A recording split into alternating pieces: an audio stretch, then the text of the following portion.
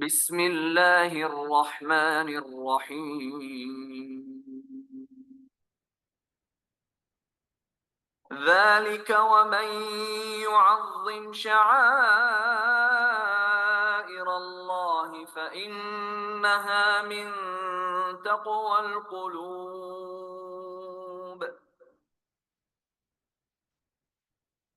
ہمارا next topic ہے فقہ اعمال القلوب۔ فقہ کا جو لفظ ہے اس کے ایک سے زیادہ معنی ہیں، اور فقہ کی اگر آپ اس کو ڈکشنری میننگز دیکھیں تو فقہ کا معنی ہے مؤلفات او آراء الفقہاء یا رائٹنگ آف جورسٹ، اور فقہ کا ایک معنی یہ بھی ہے علم الاحکام الشریعہ جس کو ہم اسلامک جورسپروڈنس کہتے ہیں، اور فقہ کا ایک اور معنی ہے جو ہے فہم یا علم، knowledge, understanding, comprehension, awareness, knowing۔ تو یہاں پر جو فقہ و اعمال القلوب ہے، اس میں جو فقہ کا معنی ہے وہ فہم یا علم ہے، knowledge یا understanding۔ ٹھیک ہے، تو understanding کس چیز کی understanding؟ اعمال القلوب۔ اعمال عمل کا پلورل ہے، actions، اور قلوب ہارٹ، قلب کا پلورل ہے۔ تو فقہ و اعمال القلوب دل کے اعمال کے بارے میں سمجھنا یا دل کے اعمال کو جاننا یا دل کے اعمال کی نالج۔ اور میری آپ سب سے ریکویسٹ یہ ہے کہ جو فقہ کا لفظ ہے اس کو درست پڑھیے گا، قاف سائلنٹ ہے، فقہ۔ عام طور پر اس کو لوگ فقہ کہتے ہیں، ٹھیک ہے، تو فقہ جو ہے وہ غیر علمی لفظ ہے، درست لفظ ہے فقہ۔ تو فقہ اعمال القلوب۔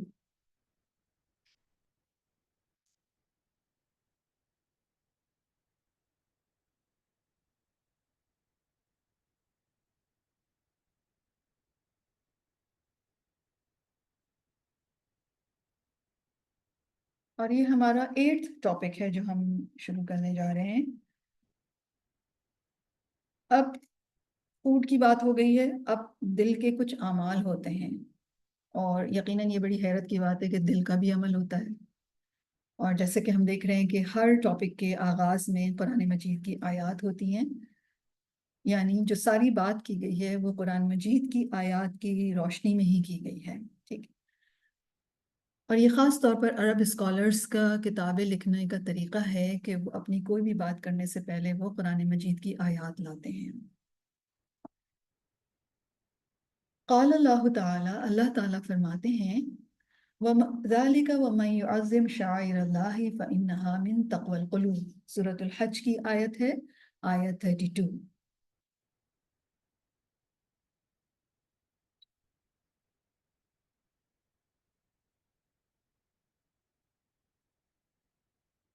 اللہ تعالیٰ فرماتے ہیں یہ بات ہو چکی، اور جو شخص اللہ کی حرمتوں کی تعظیم کرے گا تو یہ دلوں کے تقوی میں سے ہے، یعنی رسپیکٹ کا تعلق دل کے تقوی سے ہے۔ اور شاعر اللہ کسے کہتے ہیں؟ شاعر اللہ وہ چیز جس کی نسبت اللہ کی طرف ہو، وہ چیزیں جن کو دیکھ کر اللہ کی یاد آتی ہے، مثلا کعبہ، مثلا قربانی کے جانور، مثلا قرآن مجید، مثلا صفا و مروہ، ٹھیک ہے، بیت اللہ، کلام اللہ، کعبۃ اللہ، رائٹ۔ وقال اللہ تعالیٰ، اور اللہ تعالیٰ فرماتے ہیں وَمَن يُطِعِ اللَّهَ وَرَسُولَهُ وَيَخْشَ اللَّهَ وَيَتَّقْهِ فَأُولَٰئِكَ هُمُ الْفَائِزُونَ، اور جو اللہ کی اطاعت کرے اور اس کے رسول کی، اور اللہ سبحانہ وتعالیٰ کی خشیت رکھے اور اس کا تقوی رکھے، فَأُولَٰئِكَ هُمُ الْفَائِزُونَ، تو یہی لوگ سکسیسفل لوگ ہیں۔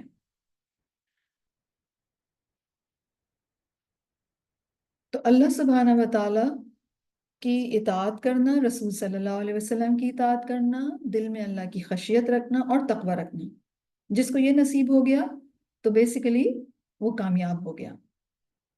تو فَإِنَّهَا مِن تَقْوَى الْقُلُوب سے معلوم ہو رہا ہے، اور دوسری آیت سے بھی معلوم ہو رہا ہے، کیونکہ خشیت اور تقوی جو ہے یہ بھی دونوں چیزیں دل میں ہی ہوتی ہیں، اطاعت تو لمس کے تھرو ہوتی ہے۔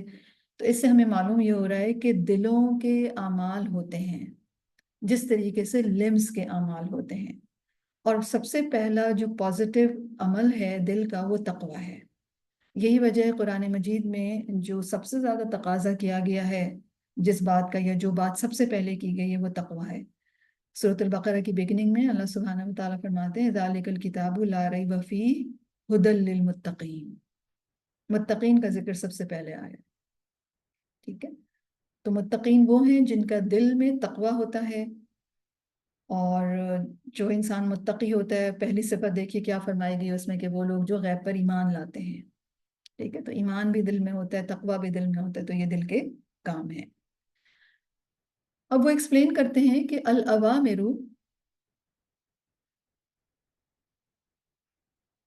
جو اوامر ہیں، تنزل فی کل لحظۃ من ذات اللہ تبارک و تعالی، جو بھی اوامر، اوامر کہتے ہیں احکامات کو، آرڈرز کو، آرڈرز نازل ہوتے ہیں ہر لمحے میں اللہ تبارک و تعالی کی طرف سے۔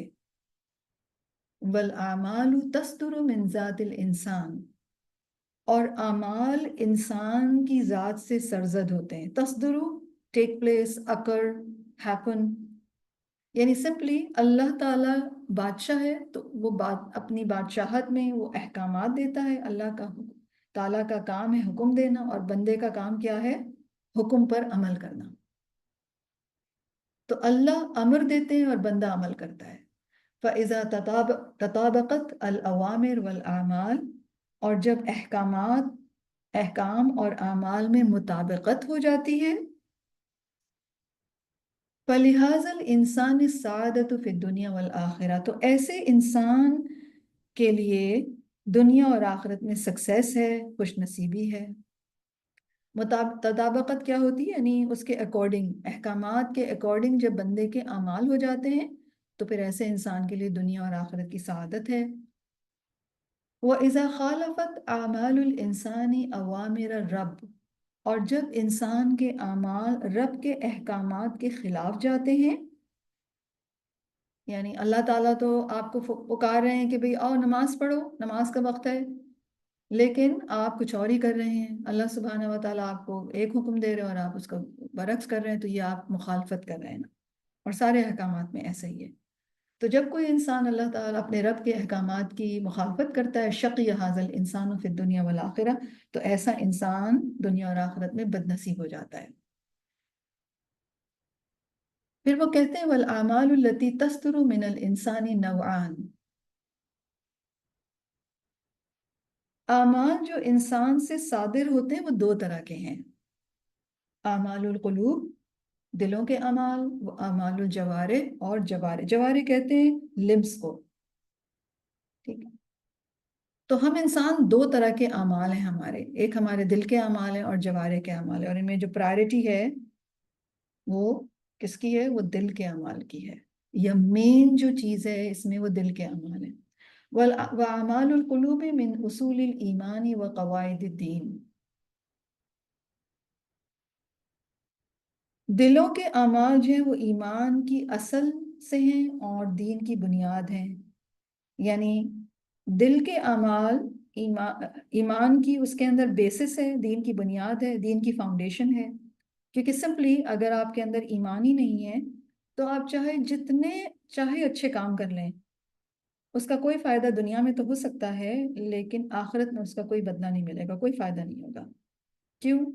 کیونکہ آپ کے اندر ایمان ہی نہیں ہے، یا آپ کی نیت ہی درست نہیں ہے، تو بڑے سے بڑے نیکی، بظاہر نیکی کے کام ریجیکٹ کر دیے جائیں گے، ٹھیک ہے؟ یعنی اگر اندر ایمان نہیں ہے، نیت درست نہیں ہے کہ اللہ کی خاطر ہے وہ، تو پھر اوپر سے نیکی کا کتنا ہی میک اپ آپ کر لیں، ایک دفعہ منہ دھونے سے سارا واش آف ہو جائے گا، ٹھیک ہے؟ تو دل کے جو اعمال ہیں وہ ایمان کی بنیاد بھی ہیں اور دین کی بنیاد ہے۔ کون کیا چیزیں یہ دل کے اعمال؟ کل ایمان و توحید، جیسے ایمان اور توحید،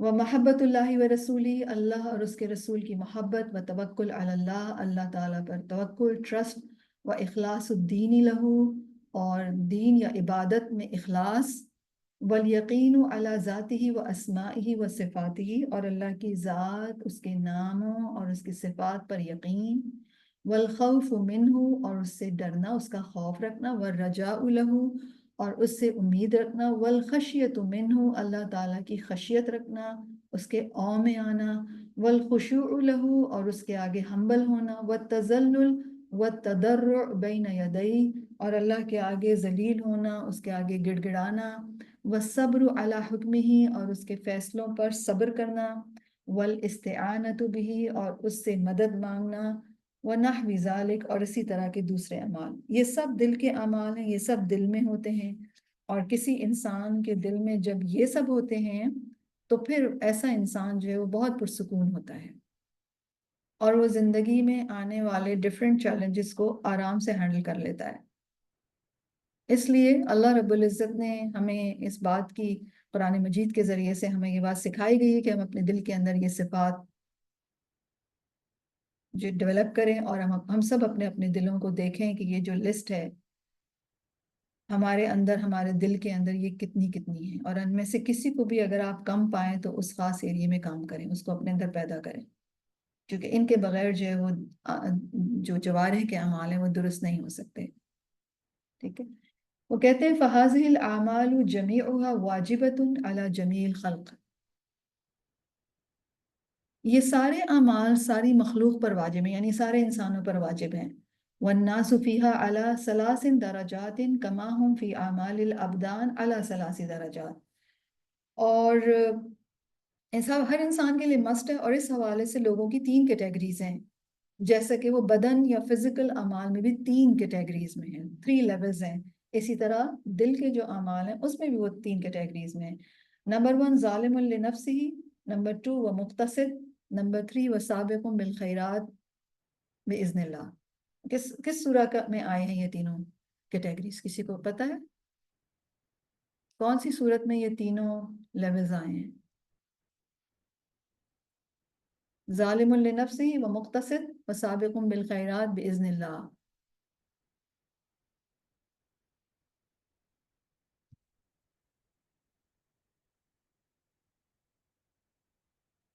نہیں، ایگزیکٹلی انہی لفظوں کے ساتھ آئے ہیں. چلیے ایک اور اسائنمنٹ لے لیجئے کہ آپ قرآن مجید میں سے ڈھونڈیے کہ یہ تینوں الفاظ کس صورت میں آئے ہیں.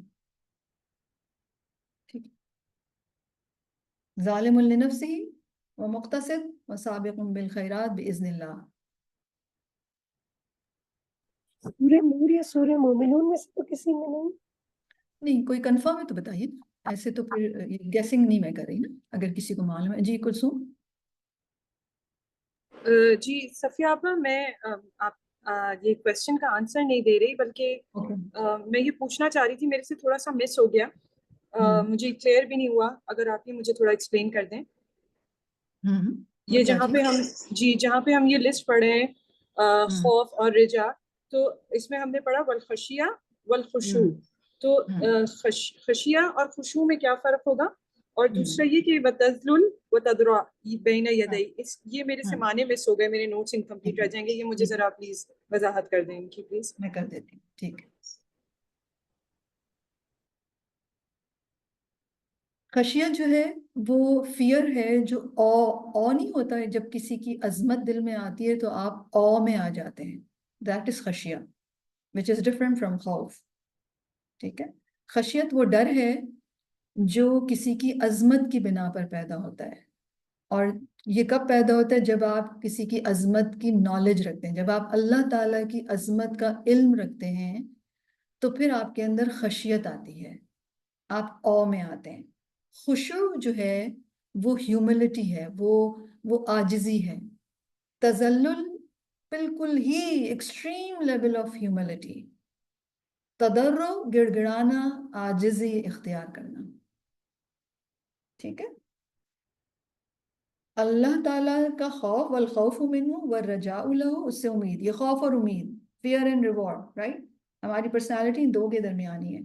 اور خشیت جو ہے اللہ کی خشیت، اللہ کی جب بارے میں، جب آپ اللہ کی عظمت کے بارے میں جب آپ جانتے ہیں، آپ جب اللہ تعالیٰ کے ناموں کی عظمت کے بارے میں جانتے ہیں، جب آپ اللہ تعالیٰ کی صفات کی عظمت کے بارے میں جانتے ہیں، جب آپ اس کے کاموں کی عظمت کے بارے میں جانتے ہیں، تو آپ کے اندر خشیت آ جاتی ہے. اور خشوع پھر آپ کے اندر ایک ہیوملٹی، ایک جھکاؤ آتا ہے. تذلل extreme level of humility. تضرع گڑ گڑانا، تضرعاً و خفیہ، ہے نا دعا کے لیے.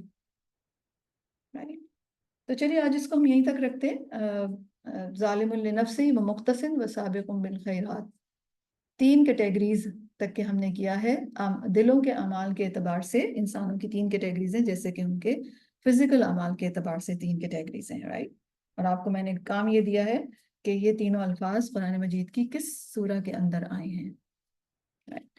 اللہ رب العزت ہمارے دلوں کے اندر یہ ساری جو کوالٹیز ہیں، یہ جو ساری صفات ہیں، ایمان، توحید، اللہ کی محبت، رسول کی محبت، اللہ پر توکل، عبادت میں اخلاص، اللہ کی ذات پر یقین، اس کے ناموں پر یقین، اس کے صفات پر یقین، اللہ ہی سے ڈرے. ہم ایکسٹریم سب سے زیادہ اللہ ہی سے ڈرتے ہو، سب سے زیادہ امید اللہ ہی سے ہو، سب سے زیادہ اللہ ہی کے او میں ہوں ہم، سب سے زیادہ اللہ ہی کے آگے عاجز ہوں، اور سب سے زیادہ ہیوملٹی ہماری، اس کا اظہار اللہ ہی کے آگے ہو، اور اللہ کے احکامات پر صبر، اللہ کے فیصلوں پر صبر، اور اللہ سبحانہ و تعالیٰ ہی سے ہم مدد مانگنے والے ہوں.